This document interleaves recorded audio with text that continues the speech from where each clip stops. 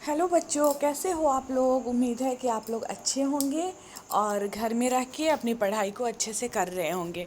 तो आज हम लोग क्लास 7 के चैप्टर 1 एनसीईआरटी सामाजिक एवं राजनीतिक जीवन का चैप्टर 1 में हम लोग 6 तक कर लिए थे और आज हम लोग 7 नंबर क्वेश्चन से करेंगे। हालांकि काफ़ी लंबा गैप मैं ले ली हूँ 7 का अपलोड करने में, इसके लिए सॉरी, लेकिन अभी से कंटिन्यू रहेगा। तो 6 तक के प्रश्नों को आप लोग कर चुके हैं। 7 प्रश्न से आज हम लोग शुरू करते हैं और इसी तरह आगे हम लोग बढ़ते जाएंगे। एक प्रश्न पाठ के बीच में जो रहता है, पाठ्य पुस्तक के मतलब जो चैप्टर रहता है उसके बीच में वो क्वेश्चन है, और उसके बाद फिर अभ्यास प्रश्न जो लास्ट में होता है वो आ जाएगा, वो हम लोग करने लगेंगे। 7 नंबर क्वेश्चन है, आपने क्षेत्र में लागू की गई किसी एक योजना के बारे में पता लगाइए। जो आपके क्षेत्र में लागू की गई है, इस योजना में क्या किया जाता है, यह किसके लाभ के लिए बनाई गई। एनसीईआरटी की पाठ्य पुस्तक पेज नंबर 11 पे आपको मिलेगा। तो ये जो आंसर है दिल्ली सरकार के बारे में है कि हमारे क्षेत्र दिल्ली में सरकार द्वारा छात्रों में स्कूल ड्रेस के लिए पैसे दिए जाते हैं। आप कुछ भी आंसर लिख सकते हैं। आप अगर बिहार से हो या कहीं और से हो तो आप अपने स्टेट के बारे में भी लिख सकते हैं, लेकिन यहाँ दिल्ली के बारे में लिखा गया है। यह रकम कक्षा के अनुसार अलग अलग दिए जाते हैं। बिहार राज्य में स्कूल ड्रेस के लिए और साइकिल के लिए छात्राओं को पैसे दिए जाते हैं। देखिए, बिहार राज्य का भी चर्चा किया गया है। दिल्ली में लाडली योजना के तहत लड़कियों की शादी के लिए कुछ रकम दी जाती है। तो इस तरह का जो बहुत सारा योजना है गवर्नमेंट का, उसमें से आप कुछ भी लिख सकते हैं जो आपके क्षेत्र में लागू की गई है। इस योजना द्वारा दिए जाने वाले अधिकतम राशि 1 लाख रुपए है। हरियाणा और उत्तर प्रदेश राज्य ने भी लड़कियों के लिए योजना लागू की है। इस राज्यों के अतिरिक्त भी कई राज्यों में विभिन्न योजनाएं लागू की गई है। ठीक है, इन राज्यों के अलावा भी जो विभिन्न राज्य हैं उसमें और भी योजनाएं लागू की गई है। अब हम लोग अभ्यास प्रश्न देखेंगे जो पाठ्य पुस्तक से है। पहला क्वेश्चन है, सॉरी, पहला क्वेश्चन है, थोड़ा जूम कर लेती हूँ। लोकतंत्र में सार्वभौमिक वयस्क मताधिकार क्यों महत्वपूर्ण है। लोकतंत्र में सार्वभौमिक वयस्क मताधिकार का महत्व, पहला जो है, सार्वभौमिक वयस्क मताधिकार भारत के सभी नागरिकों को प्राप्त है। सार्वभौमिक वयस्क मताधिकार का विचार समानता के विचार पर आधारित है, क्योंकि यह घोषित करता है कि देश का प्रत्येक वयस्क स्त्री पुरुष, चाहे उसका आर्थिक स्तर या जाति कुछ भी क्यों न हो, एक वोट का हकदार है। सार्वभौमिक वयस्क मताधिकार के माध्यम से भारत का प्रत्येक नागरिक अपने प्रतिनिधियों का चुनाव जो है वह स्वयं करता है। नेक्स्ट है, बॉक्स में दिए गए संविधान के अनुच्छेद 15 के अंश को पुनः पढ़िए और 2 ऐसे तरीके बताइए जिससे कि अनुच्छेद समानता को दूर करता हो। तो हम लोग, ये तो मतलब क्वेश्चन था, उसमें बुक में होगा, बॉक्स में वो दिया हुआ। अनुच्छेद 15 के द्वारा असमानता को दूर करने के तरीके को हम लोग देख लेते हैं।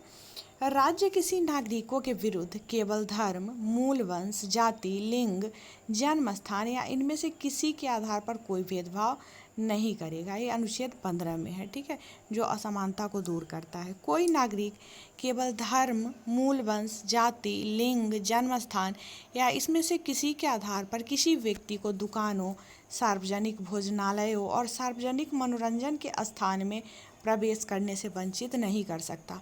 पूर्णतः अंशतः राज्य निधि से निर्मित कुओं, तालाबों, स्नान घाटों, सड़कों और सार्वजनिक समागम के स्थान के उपयोग पर प्रतिबंध नहीं लगाया जा सकता। ठीक है। तीसरा क्वेश्चन, ओम प्रकाश वाल्मीकि का अनुभव अंसारी दंपत्ति के अनुभव से किस प्रकार मिलता था। ओम प्रकाश वाल्मीकि और अंसारी दंपत्ति का अनुभव निम्न रूप से समान था। ओम प्रकाश वाल्मीकि को समाज के अन्य उच्च वर्गों के छात्रों से अलग फर्श पर बैठना पड़ता था और शिक्षकों के द्वारा भी उसे झाड़ लगवाया जाता था। उसी तरह से अंसारी दंपत्ति को भी लोग अपने मकान में कमरा नहीं देना चाहते थे। हम लोग चैप्टर पढ़े थे जब, तब चैप्टर में था, चैप्टर आप लोग भी पढ़ के देखिएगा तो चैप्टर में आपको पता चलेगा जो ओम प्रकाश वाल्मीकि और इनके साथ क्या क्या वो हुआ था। बहुत सारा जो वो है समाज में जो कुरीतियाँ फैली हुई है, असमानता, सो इन लोगों के साथ बहुत ज़्यादा भेदभाव हुआ था। ओम प्रकाश वाल्मीकि के साथ असमानता का व्यवहार जातिगत कारणों से किया गया था, जबकि अंसारी दंपत्ति के साथ अब असमानता का व्यवहार धार्मिक कारणों से किया गया था। मतलब अलग अलग कारणों से जो असमानता होता है सो समाज में देखने को मिलता है। चौथा क्वेश्चन है, कानून के सामने सब व्यक्ति बराबर है, इस कथन से आप क्या समझते हैं? आपके विचार में यह लोकतंत्र में महत्वपूर्ण क्यों है? ठीक है, कानून के समक्ष सभी व्यक्ति बराबर है, इससे तात्पर्य है कि कानून के समक्ष सभी व्यक्ति समान है, चाहे वो भारत का सबसे बड़ा पद राष्ट्रपति का हो या एक सामान्य नागरिक का। सभी को एक तरह के अपराध के लिए एक ही तरह के दंड देने का प्रावधान है। कानून किसी भी व्यक्ति के साथ उसके धर्म, जाति, लिंग, वंश, क्षेत्र के आधार पर भेदभाव नहीं करता। कानून के समक्ष भारत के सभी नागरिक एक समान हैं। हमारे विचार से कानून के समक्ष समानता से लोगों में यह संदेश जाता है कि देश में किसी के साथ भेदभाव नहीं हो रहा है और हम कानून के समक्ष सामान्य जनता का भी वही महत्व है जो एक बड़े पद पर बैठे व्यक्ति का। इससे लोकतंत्र काफ़ी मजबूत होता है। नेक्स्ट क्वेश्चन है, भारत सरकार ने 1995 में विकलांगता अधिनियम स्वीकृत किया था। यह कानून कहता है कि विकलांग व्यक्ति को भी समान अधिकार प्राप्त है और समाज में उनकी पूरी भागीदारी संभव बनाना सरकार का दायित्व है। सरकार को उन्हें निःशुल्क शिक्षा देनी है और विकलांग बच्चों को स्कूल की मुख्यधारा में सम्मिलित करना है। कानून यह भी कहता है कि सार्वजनिक स्थल जैसे भवन, स्कूल आदि में ढलान बनाए जाने चाहिए जिससे वहाँ विकलांगों के लिए पहुँचना जो है सरल हो। एक चित्र यहाँ पे है, चित्र आप देख सकते हैं, एक लड़का बैठा हुआ है उस चेयर पे और दो लोग उसको पकड़े हुए हैं। चित्र को देखिए और उस बच्चे के बारे में सोचिए जिसे सीढ़ियों से नीचे लाया जा रहा है। क्या आपको लगता है कि इस स्थिति में विकलांगता का कानून लागू किया जा रहा है या वह भवन में आसानी से आ जा सके उसके लिए क्या करना आवश्यक है? उसे उठाकर सीढ़ियों से उतारना या उसके सम्मान और उसकी सुरक्षा को कैसे प्रभावित करता है? इसका आंसर देखेंगे हम लोग। उपरोक्त चित्र में विकलांगता कानून का पालन जो है नहीं किया जा रहा है क्योंकि भवन में ढलान नहीं बना हुआ। इनके लिए ढलान वाली सीढ़ियाँ होनी चाहिए जिससे बच्चे खुद से उतरे, इसलिए बच्चों को सीढ़ियों के माध्यम से लाया जा रहा है। ऐसे में उसके हृदय पे बहुत गहरा आघात पहुंचता है। जिनके साथ इस तरह का प्रॉब्लम है उनको बहुत बुरा लगता है, बहुत आघात उनके सम्मान को सब कुछ ठेस पहुंचती है। विकलांग व्यक्ति के लिए आसानी से भवन में आने जाने के लिए सीढ़ियों के स्थान पर ढलान का निर्माण किया जाना चाहिए था। जैसे ढलान वाला सीढ़ी बहुत सारे हॉस्पिटल वगैरह में आपको देखने को मिलेगा। उसे सीढ़ियों से उठाकर ले जाने में उसके आत्मसम्मान को ठेस पहुंचती है। वह अपने को अक्षम मानने लगता है जिससे उसका आत्मबल कमज़ोर होता है। उसे बार बार सीढ़ियों से चढ़ाने और उतारने से दुर्घटना हो सकती है जिससे उसे शारीरिक चोट पहुंच सकती है। एक तो उसके आत्मसम्मान को इससे ठेस पहुंच रहा है, मतलब उसको ये फील हो रहा होगा ना कि मेरे में ये अक्षमता है जिसके कारण लोग मुझे उठा के नीचे उतार रहे हैं या कुछ कर रहे हैं।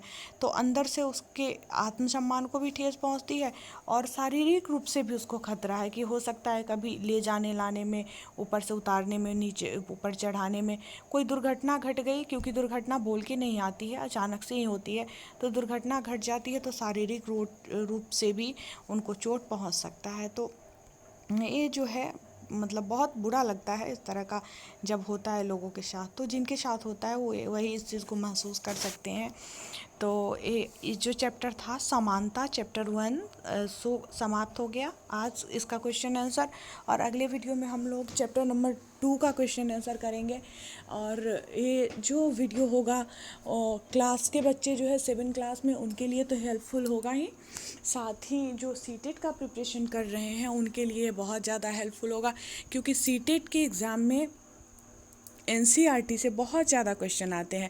और अगर आप एनसीईआरटी अच्छे से पढ़े रहिएगा तो आपका सीटेट का एग्ज़ाम हमेशा अच्छा ही जाएगा, इसकी गारंटी है। क्योंकि सीटेट एग्ज़ाम में एनसीईआरटी बहुत ज़्यादा लाभ पहुंचाता है। ज़्यादा क्वेश्चन एनसीईआरटी से ही रहता है। जो भी जीके टाइप क्वेश्चन होता है वो एनसीईआरटी बुक से ही रहता है, कहीं भी अलग से नहीं रहता है। इसलिए एनसीईआरटी का गहन अध्ययन ज़रूरी है। एक तो चैप्टर को भी अच्छे से आप पढ़िए और साथ में जो पाठगत क्वेश्चन है उसको भी करिए। उसके बाद ही आप अच्छे स्कोर ला पाएंगे और क्वालिफाई कर पाएंगे। तो आप लोगों को मेरा वीडियो कैसा लगा मुझे कमेंट में ज़रूर बताएं। और अगर आपको और भी कोई सब्जेक्ट का और क्लास का कोई वीडियो चाहिए तो आप मुझसे कमेंट में बोल सकते हो। मैं पूरा कोशिश करूँगी कि 12th तक कि क्लास का हर एक सब्जेक्ट का मैं वीडियो प्रोवाइड करवाऊँ, कुछ खुद से भी और कुछ और टीचर के माध्यम से भी। तो मिलती हूँ फिर आप लोगों से मैं नेक्स्ट वीडियो में। तब तक के लिए बाय बाय। अपना ध्यान रखिएगा, अच्छे से रहिएगा और कोरोना के संक्रमण से बच के रहिएगा, घर में रहिए, सुरक्षित रहिए। Bye bye.